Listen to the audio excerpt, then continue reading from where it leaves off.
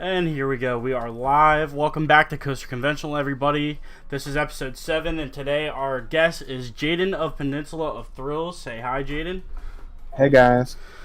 I'm very excited to have Jayden on the podcast. As some of you probably know, Jayden has one of the best Cedar Point pages on Instagram. I mean, the picture quality is phenomenal.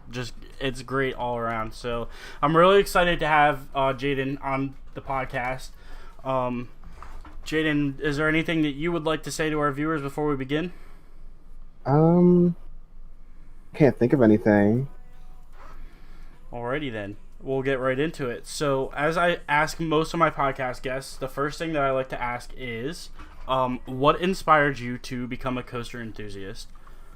Okay, so basically it all started when I saw this Kingda Ka POV, and I was like, that looks very similar to Dragster, and I just started like looking into it a lot more after that, and I started looking at other roller coasters at Six Flags Great Adventure and all that kind of stuff. Mm-hmm. And then I went to my first park outside of Cedar Point in 2015 to Kings Island, and I think like that's when it really started to become a big thing in my life. So, yeah. Mm-hmm. What about roller coasters really attracted you to them? Was it the airtime? Was it the intensity? Like, what exactly do you look for in your ideal roller coaster?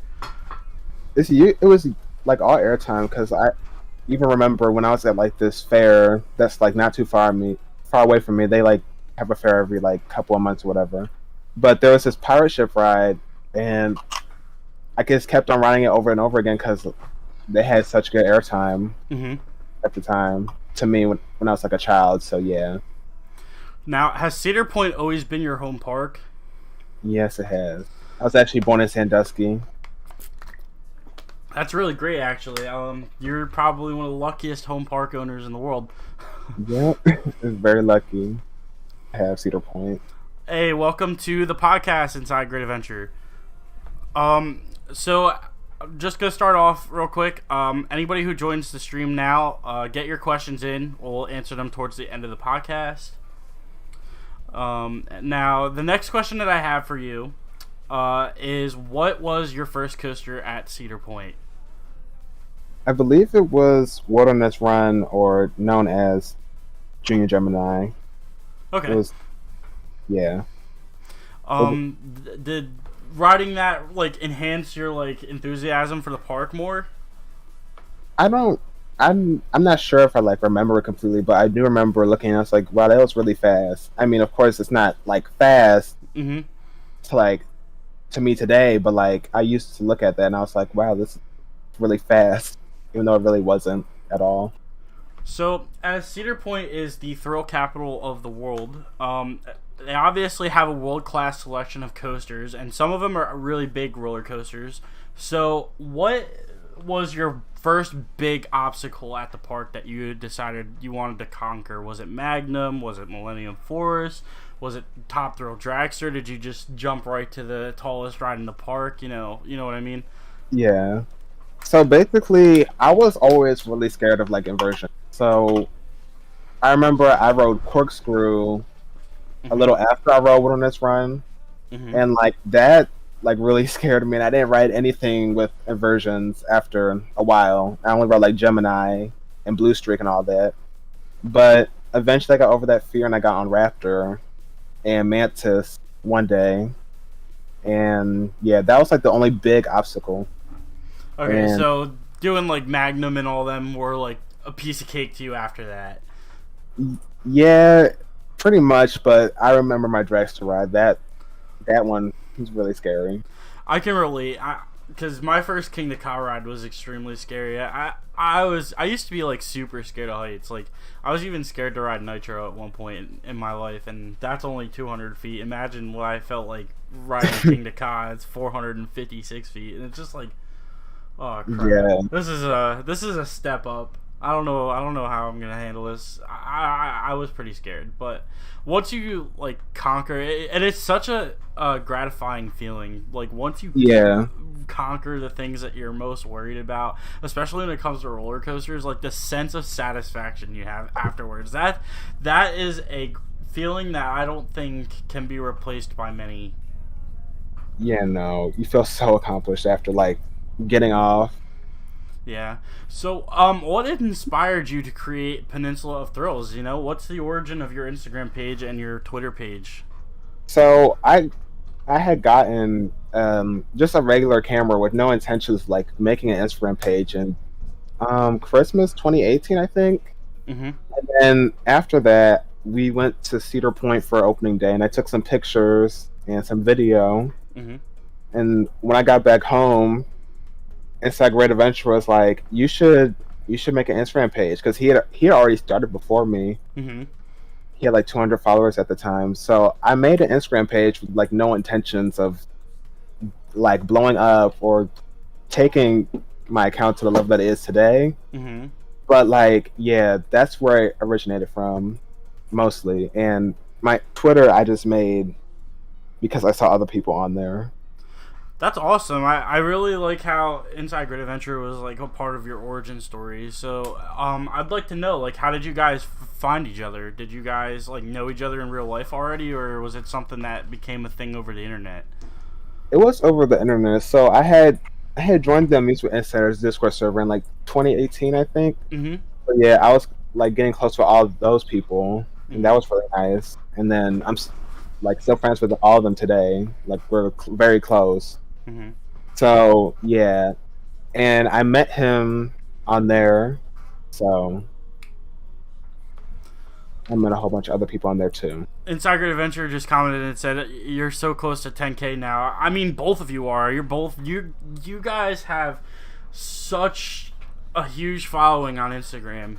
You know, you guys are some of the biggest Instagram pages for the coaster community. So in your experience, how hard is it to manage dealing with that much of a following? Is it an obstacle for you to keep up on posting your content every day? Are there any things that you know, wish you could do differently? Are there ideas that you constantly have flowing in your head that you want to try to put into perspective? Yeah. So like, well, every day I wake up at 10 a.m. to post on my story. Like that's a big part of growing this account, Mm-hmm. my story and stuff. And I use Creator Studio to schedule all my posts, so I'm always predicting if a specific post or photo would do well, and like if I should move another photo to a different day, Mm-hmm. stuff like that. So it is a lot to manage.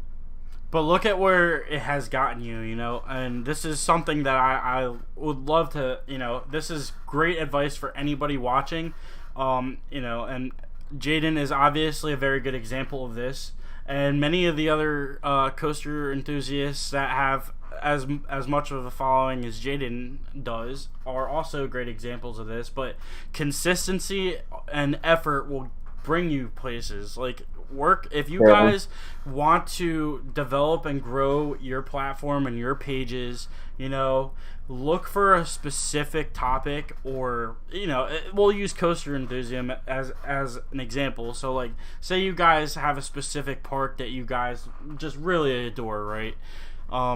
Just, you know, go for it. Take the chance. You know, not everybody is gonna be huge in the beginning. Like you all have to start from the bottom, but Mhm. be consistent. Evaluate your content. See what your posts you make are engaging with others the most, and you know, go on from there. As you can see, like Jayden has like a schedule. He wakes up at 10 in the morning, posts right onto his story. Is always checking what posts will go good with what days. You know, stuff like that. So that's really good insight, and I'm really glad that you shared that with us. So moving on to my next question. Or you know, your main focal point of content is Cedar Point. However, do you wish that you could do other parks, or do you think sticking with Cedar Point is really just like, is that like your ideal plan? Like, is that what you just want to commit to Cedar Point, or? Yeah, that's a really good question. So I really like usually people just want to see Cedar Point, and of course there's like some enthusiasts. Well, there's actually a lot of enthusiasts, but most of them are like have Cedar Point as a home park. So yeah, I would like to grow my like content into Kings Island and Kings Dominion and Mm-hmm. any other Cedar Fair park because I really like those parks. And Kings Mm-hmm. Island is very close, and a lot of people from Cedar Point can recognize Kings Island very easily. So Very true. And I will be the one of the first ones to tell you I said go for it. I mean, I think you would do very well posting not only Cedar Point content but also Kings Island content. And I'm gonna be fair too. You know, as much as you post Cedar Point content, I don't really see a whole lot of people focusing mainly on Kings Island. So I think, you know, switching it up between Cedar Point and Kings Island would also help you grow your platform even beyond what it is now, if that makes sense. for sure.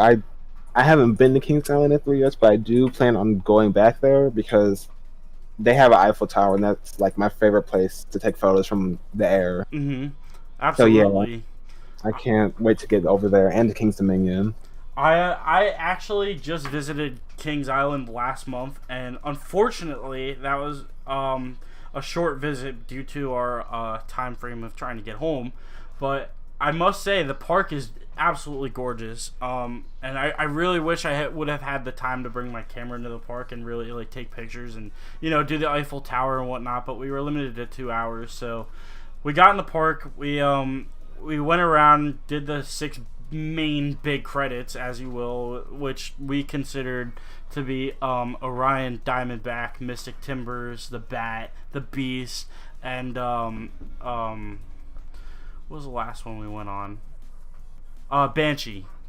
Yeah. Yeah, Banshee. So, you said you haven't been there in 3 years, so I presume you obviously haven't been on Orion. Is there any other coasters there you haven't been on? I haven't been on some of the kiddie coasters like what's like Express and their I forget what the other one's called, but the yellow inverted coaster. Oh, okay. I think Yeah, it's Flying Ace Aerial Chase, but it might be a different name yeah, now. I know they all used to be themed to Snoopy. yeah. That's Um, the thing. so cool. So, what would you recommend for newcomers coming to Cedar Point? Being that it's your home park, you probably know a lot of the ins and outs of Cedar Point's busy schedule. Do you have any pro tips for the newcomers that are visiting the park for the first time and want to try to utilize their time as best as they possibly can? Well, one, a lot of people always ask me, "Is Cedar Point going to be busy tomorrow?" and stuff like that, and I really can't answer that question because it's really like wishy washy. But usually, all the time, it's always packed, even on weekdays. Rides will have an hour line. Mm-hmm. Yeah, because it's like the Disney of the Midwest. So people are always going to be at Cedar Point, regardless of the day you go, for the most part, unless it rains. Mm-hmm. And I would definitely recommend spending more than 2 or more days at Cedar Point because there's a lot to do and a lot to see and all types of stuff. Um, I would also recommend staying at Hotel Breakers if you can because that's a really nice hotel in my opinion. Mm-hmm. How about investing in Fastlane Plus? Would you say that is a worthy investment for the park? Fastlane is like necessary if you're going there for the first time, at least for one day. Like you're gonna need Fastlane, otherwise you're gonna be spending a lot of your day waiting in lines. I like to look at a Cedar Point visit as like a mini vacation. Like, if you're gonna do Cedar Point, like in my opinion, I think you need to be super like you need to be like extra prepared. You know what I mean? Like, throw a little bit of money on the side because you never know what you're gonna run into. Like, for example, one of the podcast episodes recently we featured Extreme Thrills, and he shared a story with us about how he had gotten stuck on Windseeker for 3 hours. So like you really never know what you're gonna encounter at a theme park, and Cedar Point being so big and popular. Especially with the world-class selection of rides they have, you know, when you visit there, you're gonna want to get on everything. So, I'm gonna have to agree with Jayden here. I think all the insight that he's given us so far is perfect, and I think it's definitely in your best interest. And I'm speaking to the viewers to follow that advice. And I feel like you will maximize your visit time at Cedar Point. Yeah, for sure. Um, when you go to Cedar Point, what's normally like your go-to attraction? I know a lot of people will say Steel Vengeance. Do you have any different go-to rides when you go to Cedar Point? Yeah, usually I go through the Magnum gate, so I would probably ride Magnum first and then go to Steel Vengeance. Hmm. But yeah, I always go to Steel Vengeance. That or I'm just taking pictures. Are there days where you just go to Cedar Point just to take pictures? Yeah, I haven't been to rides in like only once this year out of like the Oh, seven wow. times we went so far. So I'm always taking pictures at the park. And speaking of recent visits, I saw that you were recently at Cedar Point this past week, I believe. Yeah, Um, so Gatekeeper, what are your thoughts on that and reopening anytime soon? I know I saw that you got pictures of them reinstalling the chain. Um, well, yeah. So Gatekeeper's chain snapped, as I'm sure most of you guys know. But yeah, I think they're moving really fast with like reopening it, and I have heard that it could be open even in a matter of days. I don't mhm, know how true that is because they still have to test it and get like inspections and stuff done. right. But yeah, I do think that it will open sometime this month for sure. And that's great to hear. I'm glad that you give it that time frame because I know I'm in a couple of groups on Facebook for roller coasters and I read around and a lot of people were honestly like disappointed when they found out that Gatekeeper was going to be closed. I was looking around on groups. They were like, "Oh yeah, I'm planning to go to Cedar Point in the next couple of weeks. Does anybody know if Gatekeeper is going to be open?" And I'm just like upset for these people because they're like traveling across. And that's the thing too. Like people will travel across the country to come to Cedar Point. So like I understand the frustration, but I mean reliability is not really something general population can really Yeah, take control of. Um so you would say Steel Vengeance is probably your favorite ride at the park. for sure. I What? love that ride. How would you rank the top five coasters at the park? Um, Number one, Steel Vengeance. Number two, Magnum. Three, Maverick. Four, I I think I will put Dragster there. Mm-hmm. And at five, I don't know. It could be Variv and Rougarou. It could like it changes all the time. Yeah, I'm surprised you didn't say Millennium Force in there. Yeah, I don't really like Millennium Force. Ooh, that's all Yeah, right. I've heard mixed things about it. It's not for everybody. Um, yeah, for sure. um, what? So that's how you rank the top five there. But would you say that the order to get to certain rides is different? Like, say you're a newcomer coming to Cedar Point. Like, what kind of order would you suggest trying out rides in? Well, OK Coaster made a really good video about that, but he like just go to Steel Vengeance first, Maverick, Mm-hmm. Dragster, Millennium, and then you can like spend your day near the back half of the park because most of the general public isn't there yet, and they're all still in the front of the park riding like Raptor and Gatekeeper and all that kind of stuff. Mm-hmm. So yeah, for if you can park in the Magnum parking lot so you can get to the back quicker and don't have to walk all the way back there. Mm-hmm.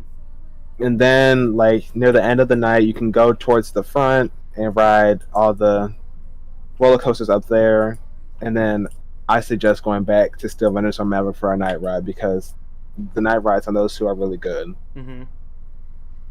Yeah. So let's talk about the future of Cedar Point. Are there things that you would like to see added or potentially even removed in the future? Um.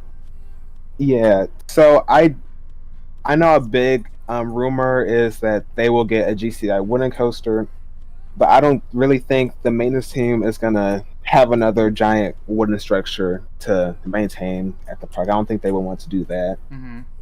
And yeah, I don't think it would be easy for them to make a record-breaking wooden coaster because it would have to be like 200 feet tall, Right. and Steel Vengeance is right there. So, um, I would love to see either the Gerstlauer that people have been rumoring Mm-hmm. to go to Cedar Point or a B&M flying coaster. Yeah, honestly, that's one thing that I feel like that park is definitely like missing that it should have had is a flying coaster. And you look around the United States, the only flying coaster models we have are the Superman clones, the one Manta model, and then Tatsu. And it's just like Cedar Point is like that park that should have had like one of them Japanese flying coasters, because I'm sure you've heard people rant and rave about how great like Flying with Dragon and Starry Sky Ripper are. So Yeah, I feel like Cedar Point would have been like the park in the U.S. to have like one of them top notch flying coasters. yeah, I would love to see a flying coaster there because it'd be so much easier for them to break records. Because if Cedar Point does add a new coaster, they're gonna break records regardless. Right. Like they have to do that. Yeah, it's like their incentive as the thrill capital of the world. Yeah, but in terms of a Gerstlauer, I do think it would be cool for them to have 15 versions for 15 decades of Cedar Point being open. I don't. That's an Yeah, interesting theory.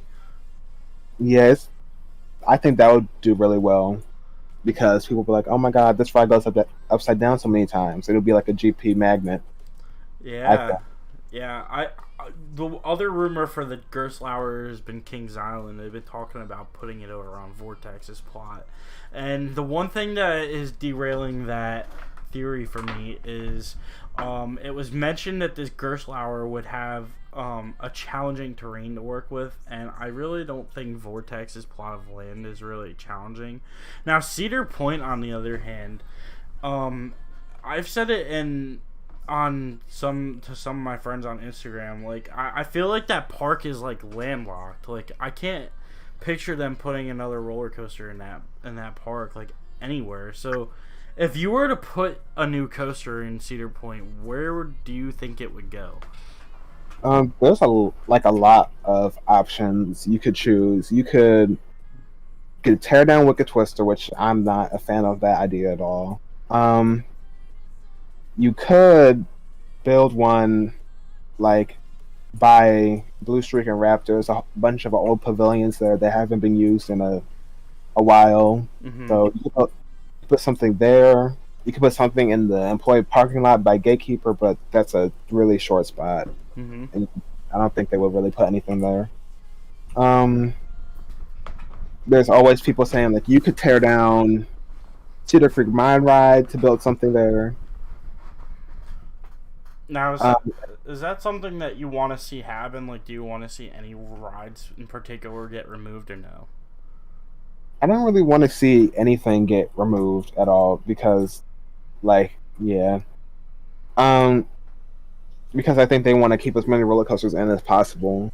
Right. So I think like the easiest option for them would be to, because they have two antique cars and one's in the front of the park and the other is by Frontier Town. Mm-hmm. So I think they could remove the antique cars to Frontier Town, and they'll still have an antique car ride. Mm-hmm. And they can remove Snake River Falls. That ride has been broken a lot recently, not operating and stuff. Mm-hmm. I only saw it operate like this like one time this year, my past visit. Mm-hmm. And I think if you remove those two, you can have like a plot of land. You can just cross over the pathway, and you have a huge, not huge, but a decent plot of land that you can use without getting rid of any roller coaster. Would you say with the removal of the antique cars and the water ride, would there, even with like them existing on that plot of land, is there still like a little bit of land, like excess land that they could use as well? Yeah, there's definitely like excess land. Um, People have made like roller coasters in the Forbidden Front, like around Forbidden Frontier, the new walkthrough attraction, Mm-hmm. and people make stuff like everywhere. People have torn down Gemini and like Magnum. They've torn like tried every possible way. Which is low key crazy to me because there's a lot of enthusiasts that really like Gemini. I'm just like really surprised at how many people like want to see Gemini gone. Yeah, it's a really good run. It's really smooth, and families like it a lot. And it's one of it's an arrow, I believe, correct? Yeah, it's an arrow. Yeah, and arrows are kind of like a dying breed. I mean, we've obviously seen that trend with Kings Island getting rid of arrows, like Vortex. Cedar Fair in general has been getting rid of arrows, I believe. Um, we have Vortex, Firehawks of a coma, so I don't think that really counts. Considering, I mean, I don't know. I think Vekoma took over like the operations for arrows after they went bankrupt. But I don't know if I would consider that. I think it was Vekoma and FNS or something like that took over Arrow. Yeah, I think they both like got like a deal, a fraction of the company each one. Yeah. But yeah, that's been a meme this past year. Is like, oh, Cedar Fair hates arrows now. Let's get rid of them all. Because obviously, after Vortex was removed, people started talking about Anaconda at King's Dominion. Yeah, for sure. Like, Anaconda was not a pleasant ride to me when I rode it all those years back, and neither was Vortex really. So, I don't think I think people cared a lot about Vortex because, yeah, people really liked that ride, but yeah, people did not like Anaconda that much. Speaking of defunct rides, let's talk a little bit about like Cedar Point's history. Like, I'm sure you've been on some of their defunct coasters. So, which one would you say was your favorite out of the defunct coasters that they have? My favorite would have to be Disaster Transport. Like that, yeah, that was one of my coasters I first rode as a kid as well. Because yeah, I just remember going through like all the scenery and the theming. Mm-hmm. I don't really remember it all too well, but I do remember seeing the building there and Space Barrel right next to it, Mm-hmm. an observation tower. Did you ever get to ride the Wildcat? No, I saw it many times, but I like never rode it. Fortunately, Gotcha. As far as Cedar Point goes, as an average like park goer, because you're there very often, how is the food in the park? Would you say there's specific restaurants or shops that you would recommend guests to visit? Is there anything like outstanding there that you would recommend to a new coming guest that like they absolutely have to try? yeah. I usually eat at Panda Express, but that's a chain, so no one's really gonna want to eat there. Mm-hmm. There's Hugo's Italian restaurant right near Raptor that sells like Italian food, like pizzas and like garlic knots and Mm-hmm. all that kind of stuff. And there's Backbeat Q near the back near Magnum, Mm-hmm. where you can get like brisket, chicken, smoked sausage, mac and cheese, and all. Yeah, people said that they really like that. There's also the Corral near Raptor.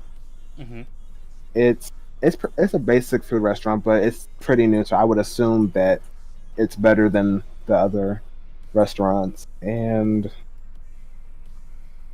I've heard that Provisions and Forbidden Frontier also has really good food. Mm-hmm. So if it's ever open, when people go back there, they should definitely try that out. I've seen some good stuff from there. Mm-hmm. Um, what so we've been focusing on Cedar Point for a majority of the podcast now, and as we're reaching the halfway point, I want to go a little bit more in depth about like you as a coaster enthusiast, and more about like what you wish to accomplish as an enthusiast in this community. So like, what are some of your bucket list parks? Like, what parks are you like really dying to get out to? I've been meaning to go to California for a while now. I really want to go to Magic Mountain and Knott's Berry Farm because those two are really big. Mm-hmm. And I would really like to ride Twisted, Twisted Colossus and X2 one day. I hear so many great things about X2. I also really want to experience Velocicoaster because that's one ride that looks like it could be my new number one, beating Steel Vengeance. Mm-hmm. And Iron Gwazi as well. Like, I like to go to Florida in general for Yeah. other rides. Yeah, I was just about to ask. What? So in the Steel Vengeance versus Iron Gwazi battle, what do you like in comparison? Like, do you think Iron Gwazi has a real chance? Yeah, there's definitely a chance for people who like insane rides. I mean, I think that Steel Vengeance is like insane, but like Iron Gwazi has like better speed. It looks like it has better laterals. I don't know about better airtime, but Yeah. in terms of like not Cedar Point, Steel Vengeance might have like weaker elements compared to Iron Gwazi, but that doesn't mean they're all bad. Like there's still Right. really good elements. Hmm. So and it's much longer, so it has that. Iron Gwazi has that stall, which Steel Vengeance has one, but it's really short. So I think that's a pro that Iron Gwazi has, Hmm. and it has that massive overbank over the station. So I think that's another pro that Iron Gwazi has. Other than that, it looks like almost every other RMC, but like most RMCs are very like similar to each other. So Oh, for sure. Have you been to Great Adventure? yeah, I went in 2019, so I Hmm. didn't ride Jersey Devil yet. I was supposed to go this year to ride Jersey Devil, but El Toro derailed, so I I decided to go to Kings Dominion instead. When do you plan on going to King's Dominion? Later this month for my birthday. Oh, that's awesome. Yeah. Yeah, that's really cool. I'm actually going to King's Dominion for my first time in September. And I was Um. supposed to go to Busch Gardens, but I don't see Pantheon opening this year. So instead of going to Busch Gardens during that trip, I think I'm gonna go to Carowinds instead. And I might pit stop Dollywood and try and get Lightning Rod while I'm on it, like while I'm Yeah. down that area. Hopefully, we'll see what happens. Yeah, for sure. That's definitely like that road trip is really hit or miss. But um, other than King's Dominion, are there any other parks this year that you plan on visiting? Well, I do want to go back to Kings Island finally Mm-hmm. later this time, sometime in the fall maybe. And I went to Six Flags over Georgia earlier this year. But other than that, I don't think I'm going to be visiting any other park other than those three that I mentioned. Mm-hmm. Maybe Hershey Park again, but that might not happen. Overall, what was your experience like at Six Flags over Georgia? Uh, like I really like Six Flags as a company, but they really need to fix their food at that park. It's not the food was decent, but we waited like 50 minutes just to get some food. Yeah, honestly, that's been a kind of like an issue that I've seen at Great Adventure this year too. Like, even like with it, as you probably know, Great Adventure had the Power Hours event, Yeah, and there were a couple of occasions during Power Hours, and I'm sure it had a lot to do with the fact that only the restaurants on the main street were open. But like, I shouldn't have had to wait like 50 minutes for a slice of pizza. absolutely not. Yeah. When I went to that adventure, I didn't have a food line problem, but definitely at Over Georgia, I did. I also waited so long just to get my Flash Pass at Over Georgia. Oh my god, the Flash Pass lines at any Six Flags park are just outrageous. Yeah, I was lucky enough to be at Great Adventure early on a Sunday, so I didn't really have to wait. But I Hmm. did see the line get longer later that day. So, under the alias of Peninsula of Thrills, what are you trying to bring to the coaster community? What are your goals? I really just want my account to be a place for people to just talk about Cedar Point and people that love Cedar Point because, of course, I love Cedar Point and I want to find other people who love Cedar Point Mm-hmm. and I'm trying to find like new friends that can go to the park with more and stuff like that. Um, I kind of do regret naming myself Peninsula Thrills because it kind of locks me into just Cedar Point, Mm-hmm. and I was actually thinking about changing my name, like when I first started my account, but I didn't change it at all because I really like the name. Yeah, I think Peninsula of Thrills stands out as its own name on the community platform. And I honestly, even if you do post other content from other parks, I don't think you're really deterring from the name Peninsula of Thrills, because you've established yourself as a Cedar Point account, and whether you post content from any other park, you'll always have your origin as a Cedar Point account. Yeah, that's very true. So we got a question from Inside Grid Adventure. Inside Grid Adventure is asking dragster or Ka. So I actually prefer Ka. I know that's like very controversial, but Ka's like shakiness. A lot of people don't like it, and I can see why. It's like not something most people would like in the first place. But I do think that the intensity is enhanced by the rattle that it has throughout the ride. Mm-hmm. The restraints didn't really bother me. I didn't notice them or have a problem with them. So, and I also really like the airtime hill near the end.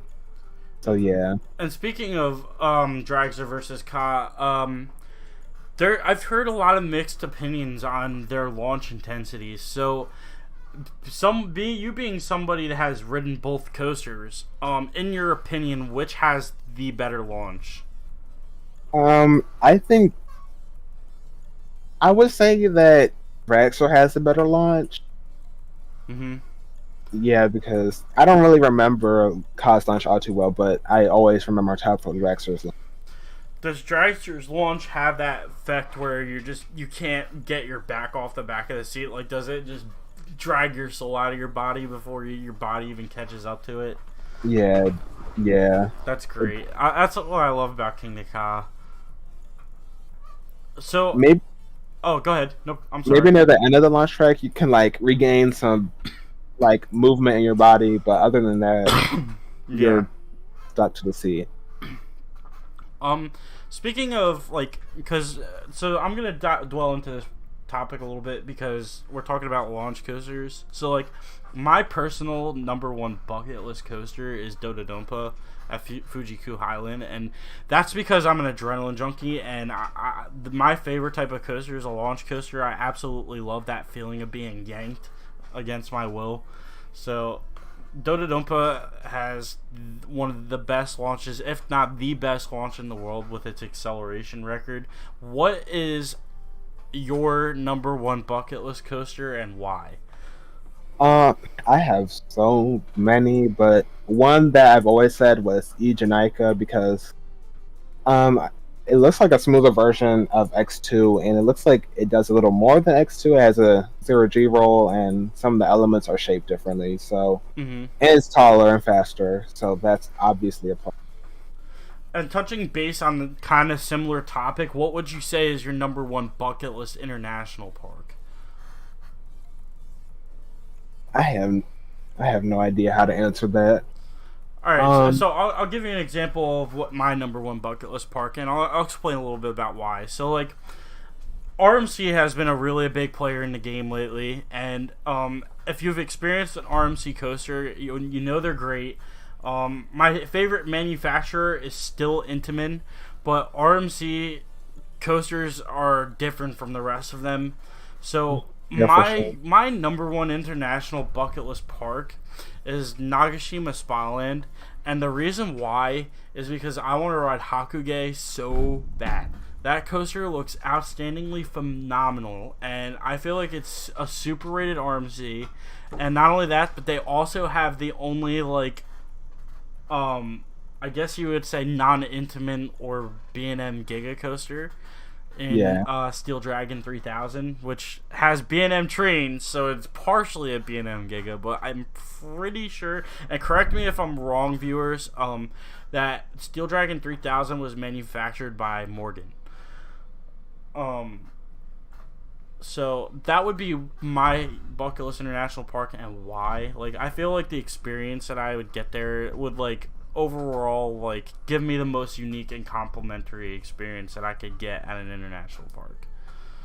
Yeah, for sure. I think I would probably say Energylandia, just because of the amount of roller coaster they have. Their roller coasters look like they're really fun to take photos of as well. So that, and I think Fantasialand, because the theming there, I haven't like experienced a really themed park ever Right. before. So Yeah, I have to agree with you. I think Fantasialand does a fantastic job on the theming. I mean, Rookburg and Fly look phenomenal. Terran looks insanely good.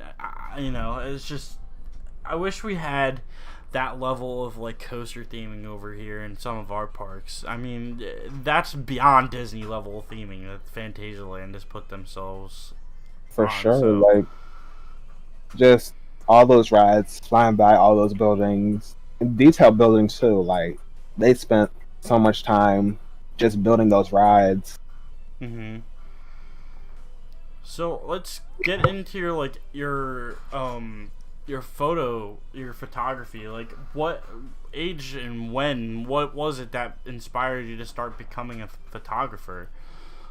Yeah, so well, I just got my camera in 2019, so I was just like an amateur, just taking pictures. But when I did finally make my Instagram account, which I really was never on Instagram before I made my account, so I had a lot to learn about like all the different accounts and stuff. Mm-hmm. But one account that always stood out to me was Coaster Junkie. So that's like my biggest inspiration.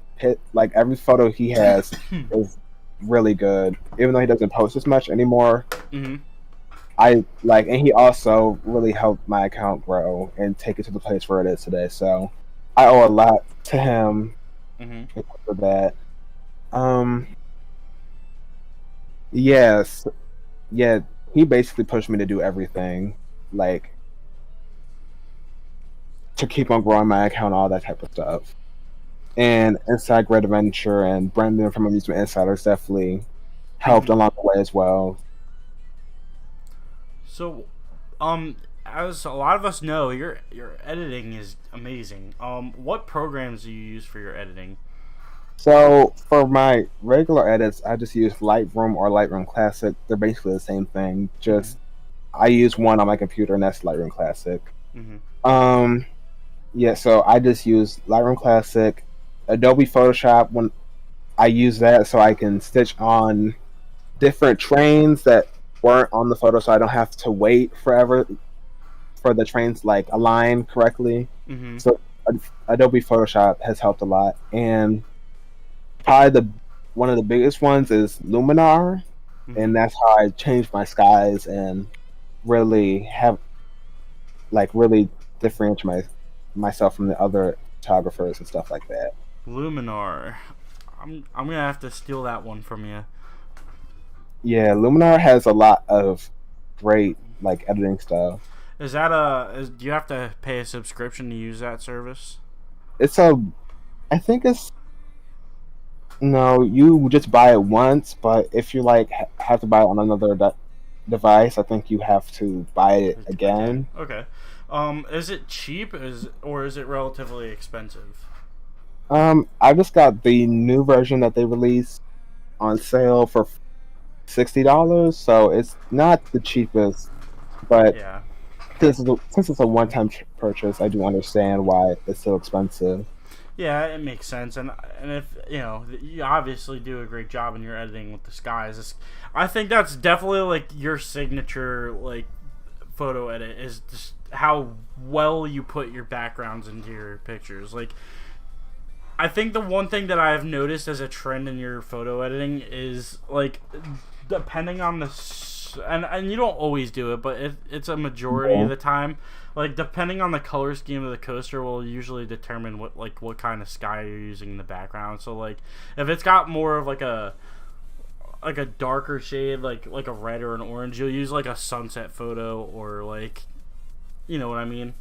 Yeah, for sure. Like all my Still Vengeance and Maverick edits are like usually sunsets or Mm-hmm. red reddish sunsets for the most part.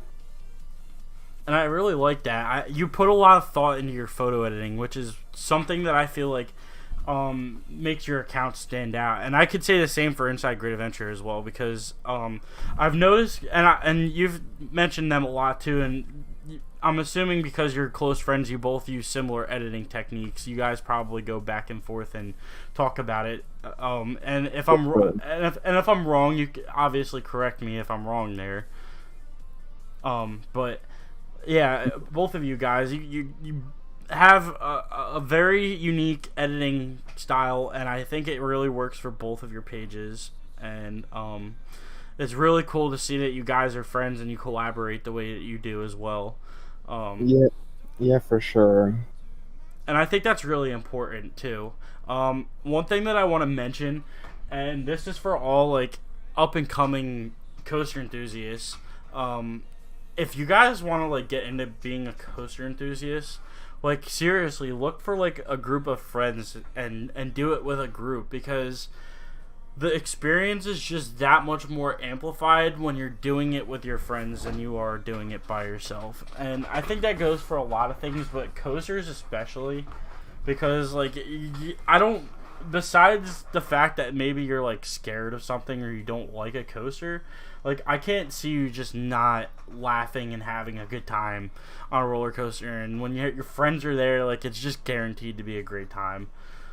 Yeah, for sure. I've had like my favorite rides on Steel Vengeance, and most recently Wicked Twister.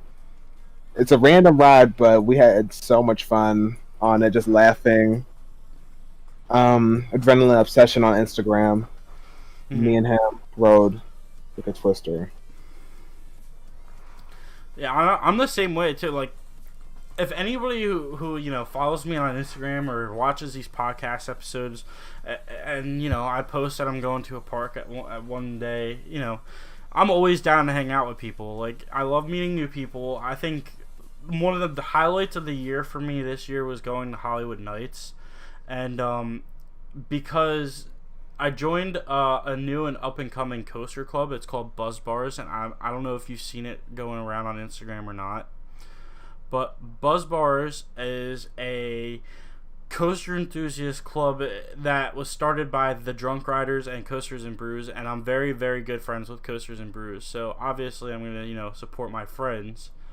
And like a quick disclaimer, like yeah, Buzz Bars does like brewery events, and like, you know, they like to try craft beers because, you know, like the alcohol content was like a part of the basis for both contributors to Buzz Bars. But Buzz Bars doesn't necessarily require you to participate in brewery events. Like they're getting like coaster events too, and their very first event this year was Hollywood Nights. So participating at Hollywood Nights, you know, I met all the other new Buzz Bars members, and you wouldn't believe how many people had already joined Buzz Bars and participated at Hollywood Nights. There was at least 50 to 100 people in that club already. That's crazy.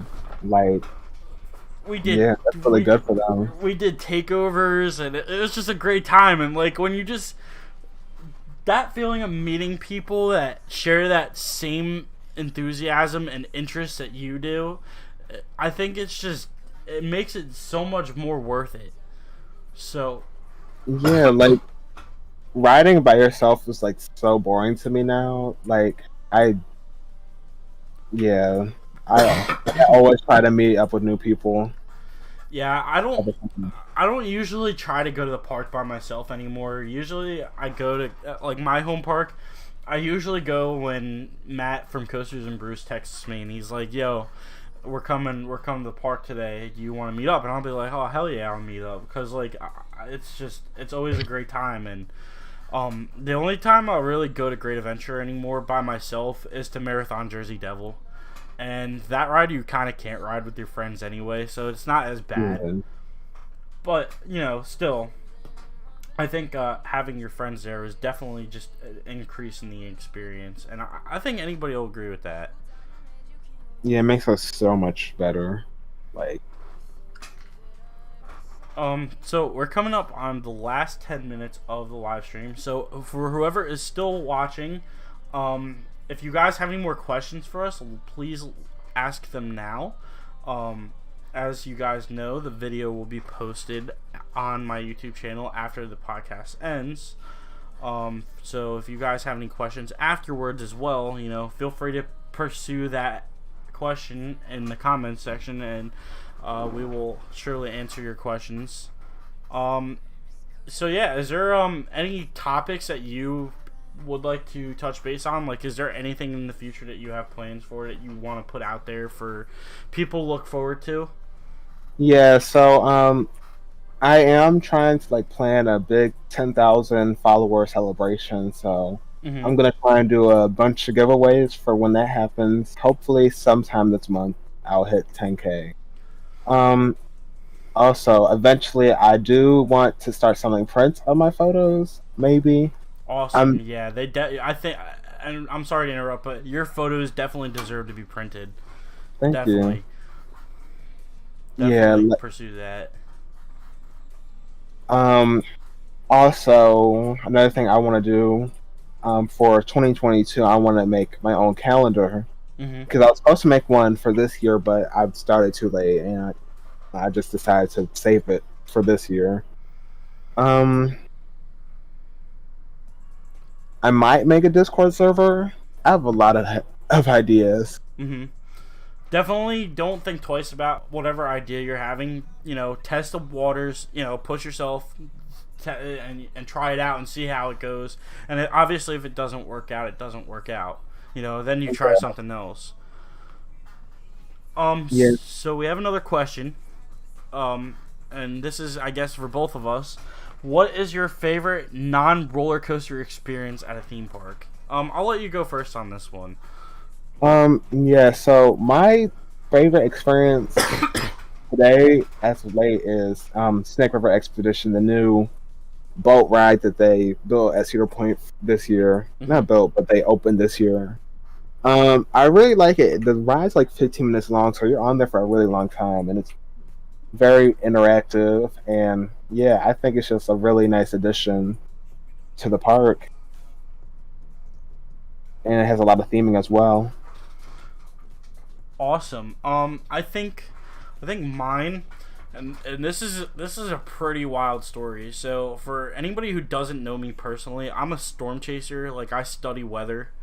So I constantly go out storm chasing, looking for tornadoes and stuff. I know I'm crazy, but No, um, I used to watch those shows all the time when I was younger. storm chasers and Twister and Yeah, yeah, the storm chasers don't even get me started. Like, I know what happens in every episode, every season, all in order. I've seen it so many times. I'm just a nerd for that. So yeah. Like, so anyway, at Great Adventure, and I was 5 years old at the time.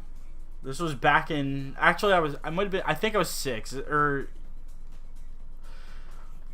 Yeah, because this happened in 2004. So I was 6 years old. We were riding Rolling Thunder, right? And a thunderstorm was moving yeah. in, and we got stuck at the top of the lift hill. Me and my mom. The Oh storm God. moving in, and then the next thing you know, they're coming over the radio on the lift hill saying there's a tornado warning. So they eventually, like, I think what they did is they put I guess it had like an operational mode, or it can send emergency test runs or whatever, and they just full sent it, like sent the train through the course anyway, no matter what issue it was having. So we finally traversed the lift hill, got back into the station, and all I remember is my mom grabbing me, like, picked me up, and we ran out of the park. She drove home as fast as she could, and then we literally ran straight to the basement. That's that's crazy. That, Like, and the fact that I even remember that story and it's so vividly clear in my head is just crazy because I was 6 years old. But I think that has something to do with why I love weather so much. yeah, they definitely should have closed the ride earlier then Yeah, because yeah, I agree. they had known. Definitely should have closed the ride earlier. That was probably the most crazy park experience I've ever had, like, overall. All right, guys, we have 5 more minutes left, so make sure you get all your questions in while we're still here. Um, One more thing that I wanted to ask you,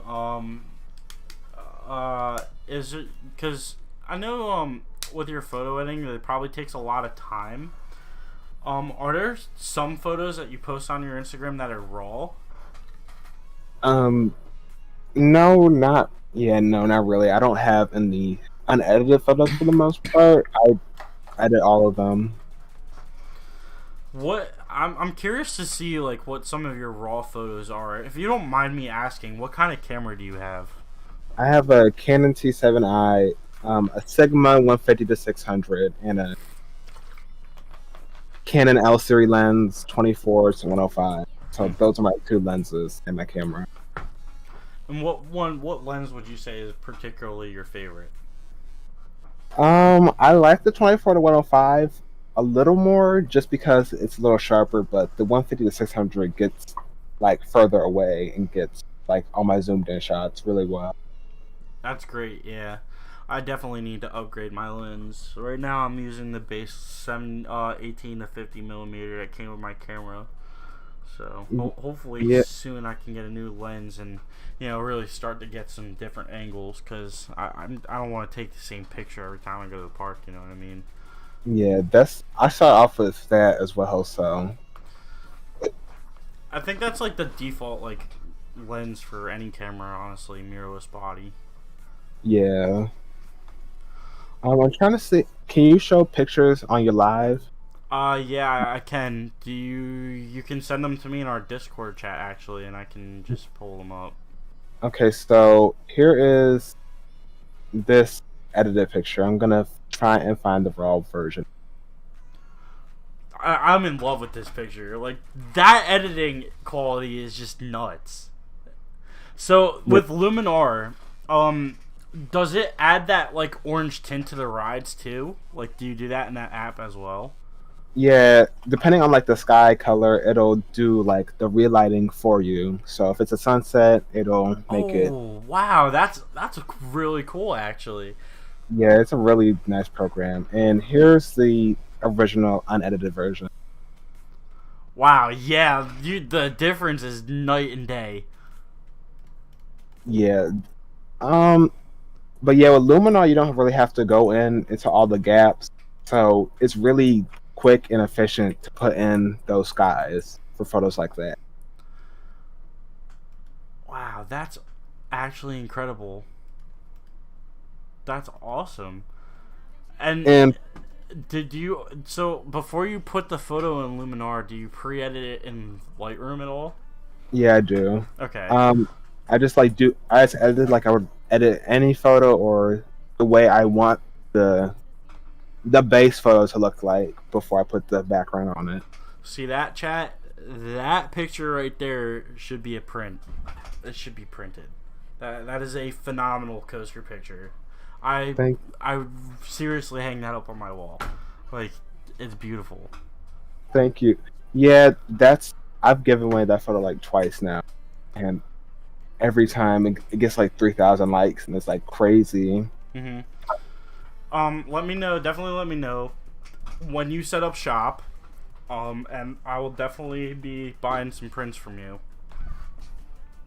All right. Well, I do have a a Redbubble that I've been using my giveaways. Like, I've been shipping the stuff through Redbubble for the winners of my giveaways. So all right, after like the podcast ends, just send me that link.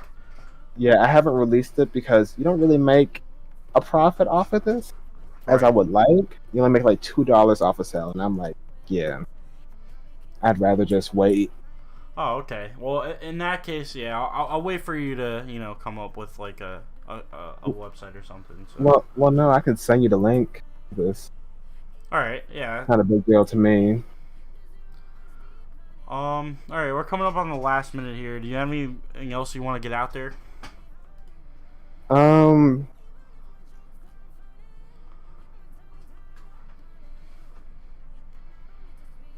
Not really. Not in particular. No. All right then. Then we will begin to close out the podcast. Once again, I just want to thank Jayden of Peninsula of Thrills for coming on to the podcast. This was a really, really good and informational discussion, in my opinion. I feel like, as somebody who has never been, and I'll do it from this point of view, I've never been to Cedar Point. I think I've gotten enough insight, to really like plan my trip well enough to actually get as much as I can out of my trip to Cedar Point when I decide to go. And I definitely feel like this will be beneficial to other viewers as well in the future. And one thing that I'm really grateful for is you sharing your personal insights on the park and all your favorite coasters. I'm really glad we got to talk about your photo editing and your pictures, and I'm just really glad that we got to do this episode. I appreciate you coming on. You're welcome, and thank you for having me. Yeah, of course. So with that said, guys, that is episode 7 of Coaster Conventional. Once again, let's thank Jayden for coming on to the show, and I will see you guys on the next episode. Have a good night.